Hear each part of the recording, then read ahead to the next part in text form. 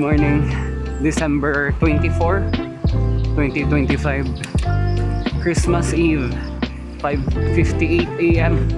Activity na to today is bike run bike. Natay 7 kilometers bike and then run workout and then another 7 kilometers na bike pa uli. Isa ni sa mga run sessions na dugay na kaya na ako wala na buhat.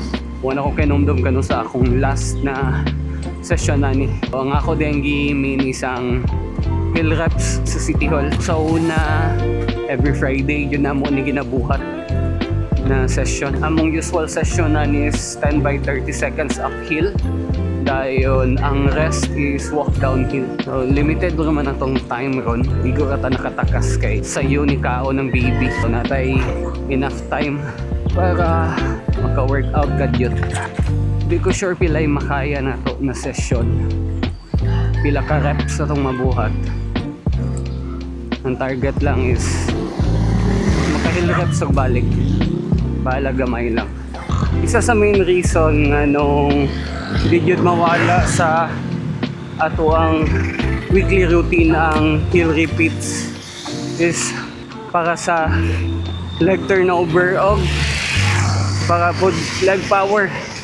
Hindi yung mga ingunahan na session, hindi yung mga speed session, mga hill sessions, dili yun ni mo ang pinaka lingaw na sessions or type of running. Kabalo naman siguro taon sa sila kasakit na mga workouts. Lamig kay likayan pero importante kaysa tong journey sa running.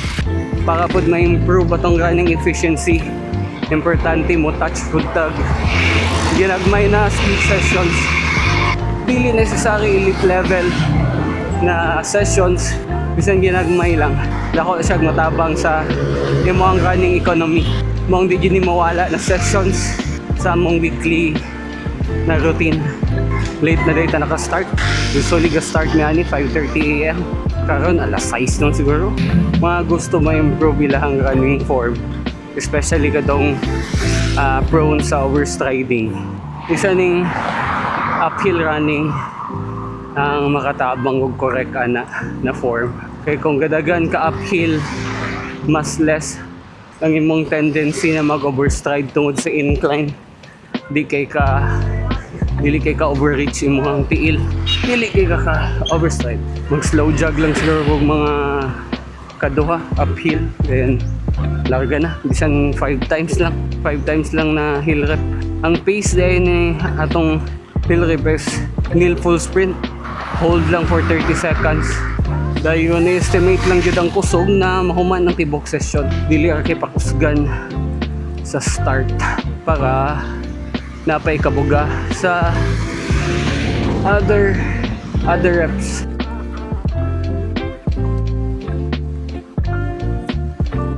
Lugayan na ako kabalik na rin. Libo naman din kayo. Ano yung mga decoration para Pasko.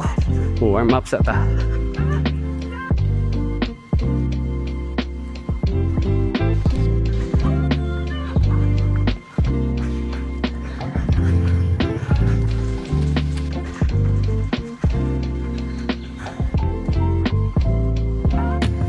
Naman natin sa warm up.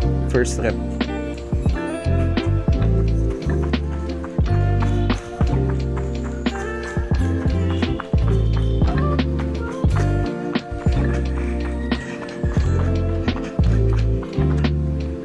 Hanga ka.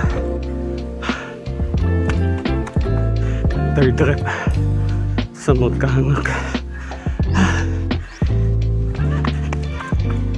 Maong ayos yun din na session na ikauban. Kaya para daghan sakitan. Pero erratic naman kaya to ang schedule. So, di na taga-schedule o regular na hill reps. Like sa una na every Friday. Ay! Fourth rep na ko. Gaya na dyan po dahil ko kasesyonan eh. Kaya malimot naman dalag tubig. Ay, impas. Shout out Runner's Loop. Inyong favorite na poste sa City Hall. 5 reps ka dyan na kaya na to. Kay short na pundag time. Pinanglan na tamo uli. palusot ra dito kay gikapoy na. Ay palusot sa mga nalaspag. So i-flash na lang nako sa screen ang activity. So, warm up ra na siya og ang 5 reps.